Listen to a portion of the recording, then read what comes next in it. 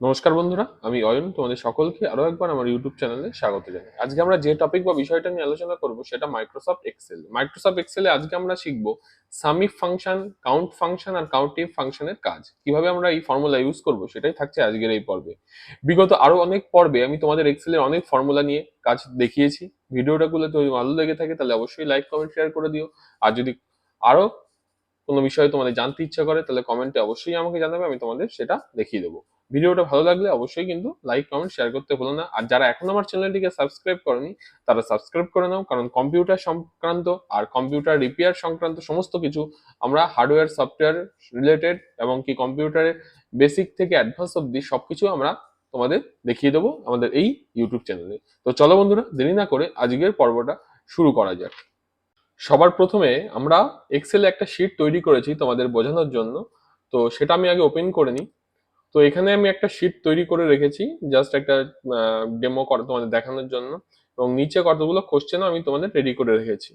Total এখানে 5টা question আছে, তার মধ্যে সাম আছে, সামিফ আছে, আর হচ্ছে কাউন্টিভ আছে, অর্থাৎ তিনটে ফর্মুলা সামিফ, কাউন্ট আর কাউন্টিভ। তো এই তিনটে ফর্মুলা আমরা ইউজ করব এই 5টা কোশ্চেনের মধ্যে। তো কোন ফর্মুলা কোথায় ইউজ করতে হয়, কেন ইউজ করব, সেটা পুরোটাই তোমাদের আমি এখন বুঝিয়ে দেবো। ভিডিওটা কেউ স্কিপ করবে না, নাহলে অনেক কিছু মিস করে যাবে। সবার প্রথমে বলে রাখি, তো এখানে সাম ইফ, সাম আর হচ্ছে কাউন্ট ইফ, কাউন্ট, এই জিনিসগুলো আমাদের কিন্তু আগে জেনে নিতে হবে। তো আমি তোমাদের আগে জাস্ট একটা ছোট্ট ইন্ট্রোডাকশন করিয়ে নিই। যেটা হলো সাম এর কাজ আমরা আগেও শিখেছি। সামের কাজ হচ্ছে টোটাল নাম্বার বের করা। আর ইফের কাজ কি? ইফের কাজ হচ্ছে কোনো কন্ডিশন থাকলে সেটা কিভাবে আমরা বের করব, অর্থাৎ ধরো পাস ফেল বের করা, এ প্লাস বি প্লাস, বা বোনাস বের করা, যে 5% বোনাস পাবে, না হলে 10% বোনাস পাবে। তো এরকম সংক্রান্ত আমরা ইফের অঙ্ক কিন্তু আগে করে এসেছি, সামের অঙ্ক করে এসেছি, যে সামের ফর্মুলা কিভাবে ইউজ করতে হয়। তো এখানে আমরা সাম ইফ একসাথে ইউজ করব, আলাদা আলাদা করে না, একসাথে ইউজ করব।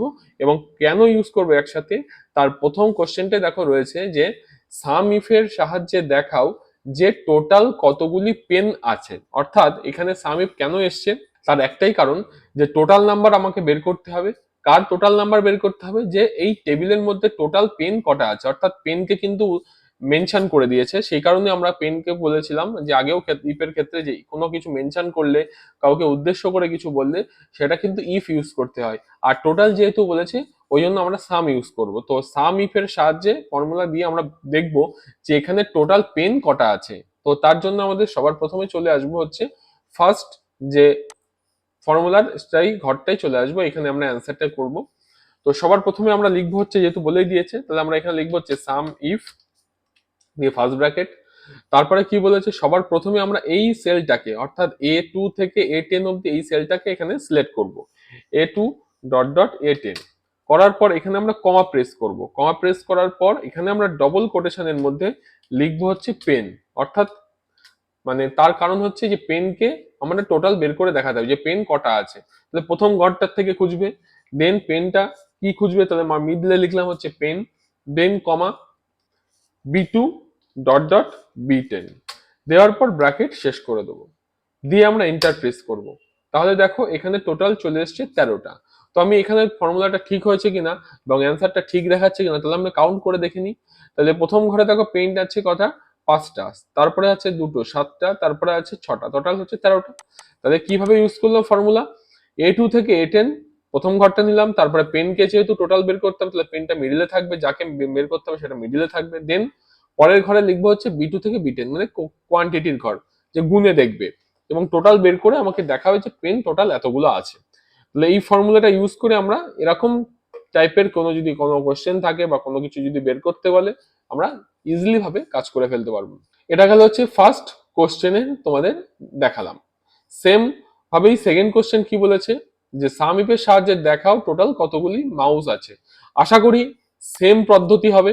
তোমরা এই ফার্স্ট যেটা আমরা করেছি তোমরা চাইলে সেম দ্বিতীয়টাও একই ভাবে করবে।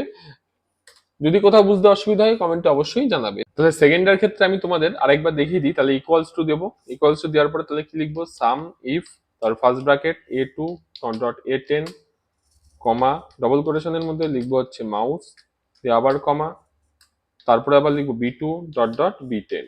সেম ভাবে আগেরটা যেমন করেছিলাম এখানেও সেম ভাবে এভাবে লিখবো। লেখার পরে আমরা এন্টার প্রেস করবো, দেখো অটোমেটিক মাউসের কতগুলো আছে চলে এসছে। এই দুটো কি ছিল, এই দুটো গেল হচ্ছে সাম ইফের সাহায্যে।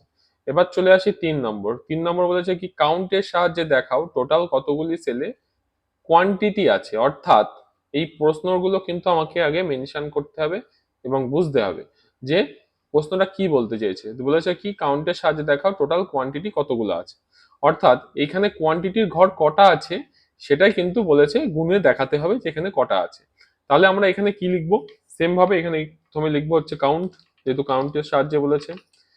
এখানে আমরা এই ঘরটা লিখবো না, শুধু কাউন্টের ঘরটা। কেন লিখবো না, তার কারণ আমাদের কিন্তু এই ঘরটা মেনশন করেনি, আমাদের শুধু বলেছে যে কোয়ান্টিটির ঘরে কতগুলো আছে সেটা গুণে দেখাও। তাহলে আমাদের এই ঘরটা না লিখলেও চলবে। তাহলে এখানে কি লিখবো, এখানে লিখবো হচ্ছে B2 dot dot B10 comma double কোটেশনের মধ্যে লিখবো হচ্ছে কোয়ান্টিটি, লিখে ব্র্যাকেট করলাম শেষ, দেন এন্টার। দেখো এখানে কোয়ান্টিটির ঘর কটা আছে অটোমেটিক চলে এসছে, টোটাল 9টা। তাহলে 1 2 3 4 5 6 7 8 9। তাহলে এখানে আমরা কোয়ান্টিটি কিভাবে বের করব, বা কোয়ান্টিটির ঘর যদি গুণে দেখাতে হয় তাহলে লিখবো হচ্ছে যে ঘর, সেই ঘরটাকে আমাকে আগে মেনশন করতে হবে, দেন ডবল কোটেশনের মধ্যে কোয়ান্টিটি বা যেটা গুনতে বলবে সেই ঘরটাকে লিখে দিতে হবে, দেন এন্টার প্রেস করলে অটোমেটিক দেখিয়ে দেবে। এটা গেল হচ্ছে কাউন্টের সাহায্যে। এবার 4 নম্বর চলে আসি। 4 নম্বর কি বলেছে, 4 নম্বর বলেছে যে কাউন্ট টিপের সাহায্যে দেখাও টোটাল কতগুলি সেলে পেন লেখা আছে। তো এখানে একটা জিনিস বলে রাখি, আমরা প্রথমে সামিপ করলাম, তারপরে করলাম কাউন্ট। এই দুটো আশা করি তোমরা বুঝতে পেরেছো যে কেন সামিপ হবে কোথায় আর কোথায় কাউন্ট হবে। আর এখানে বলেছে কাউন্ট টিপ। এবার কাউন্ট টিপ কেন হবে, প্রশ্নের মধ্যেই দেখো তোমরা বুঝতে পেরে যাবে যে কাউন্ট ইফের সাহায্যে দেখাও টোটাল কতগুলি সেলে পেন লেখা আছে। অর্থাৎ এই যে টোটাল সেল, তার মধ্যে কাউন্টের সাহায্যে গুণে দেখাতে বলছে এই পেন লেখাটা কোথায় কোথায় লেখা আছে, মানে কটা লেখা আছে। এবার পেন লেখাটা যেহেতু উদ্দেশ্য করে বলছে তাই ইফ হবে, এবং গুণে দেখাতে হবে যে কত জায়গায় আছে, তার জন্য ওটা হচ্ছে কাউন্ট। তো এই জিনিসগুলো কিন্তু তোমাদের ভালো করে বুঝতে হবে যে কেন কাউন্ট ইফ হবে, কেন কাউন্ট হবে, এই জিনিসগুলো তোমাদের কিন্তু বুঝে নিতে হবে। তাহলে এখানে লিখবো হচ্ছে ইকুয়ালস টু, তারপর লিখবো হচ্ছে count if, then first bracket A2 comma A10, কারণ এই ঘরটাই আমরা খুঁজে দেখব। ডবল কোটেশনের মধ্যে কমা দিয়ে লিখবো হচ্ছে পেন, ডবল কোটেশন শেষ, ব্র্যাকেট শেষ, দিয়ে এন্টার। দেখো চলে এসছে হচ্ছে 3, অর্থাৎ পেনের লেখা কিন্তু 3টে আছে, 1 2 3টে। তো এইভাবে আমরা কাউন্ট টিপের সাহায্যে এরকম কিছু যদি কোশ্চেন বা এরকম কিছু আমাদের কাজ যদি করতে হয় করতে পারবো। তো সবার প্রথমে আমাদের কিন্তু মুখস্থ করলে হবে না, যেমন আমরা অঙ্কের ক্ষেত্রে খাতায় যেমন স্কুলেও মুখস্থ করলে সেটা বোঝা যায় না, তো এক্সেল এর ক্ষেত্রে সেম ভাবে কিন্তু তোমাদের আগে বুঝতে হবে লজিকটা যে কি বলতে চেয়েছে, তারপরে ফর্মুলা ইউজ করে তোমাদের কাজ করতে হবে। এবার চলে আসি লাস্ট কোশ্চেন, বলেছে 3-এর বেশি কোয়ান্টিটি কতগুলি সেলে আছে সেটি দেখাও। 3-এর বেশি কোয়ান্টিটি কতগুলি সেলে আছে। তো আশা করি এটা বুঝতে পারছো তোমরা যে এখানে কি ফর্মুলা হবে। তো এখানে তোমরা আমরা ইউজ করব হচ্ছে কাউন্ট ইফ। যদি বলো কেন কাউন্ট ইফ ইউজ করবো, বলেছে 3-এর বেশি কোয়ান্টিটি, কাউন্ট তো মানে গুনতেই বলেছে, আর উদ্দেশ্য করে মানে মেনশন করে দিয়েছে যে কত, 3-এর বেশি। তাই 3-এর বেশি আমাকে এখানে লিখতে গেলে আমাকে এখানে ফর্মুলা ইউজ করতে হবে হচ্ছে কাউন্ট ইফ, লে ফার্স্ট ব্র্যাকেট শুরু, then B2 dot dot B10 comma double কোটেশনের মধ্যে গ্রেটার দেন 3, মানে 3-এর বেশি, দিয়ে ব্র্যাকেট শেষ।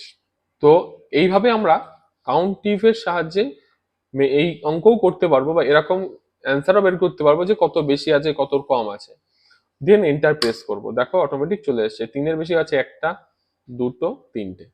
এই পর্বটা এখানেই শেষ করছি, পরবর্তী আরো এক্সেল এর ফাংশন নিয়ে আসছি তোমাদের সাথে। যারা এখনো আমার চ্যানেলটিকে ফলো করনি বা সাবস্ক্রাইব করনি, সাবস্ক্রাইব করে নাও, তারা অনেক নতুন নতুন ভিডিও আমার চ্যানেলে দেখতে পাবে। তো চলো বন্ধুরা, তোমরা সবাই ভালো থাকো, পরবর্তী পর্বে দেখা হচ্ছে, ধন্যবাদ।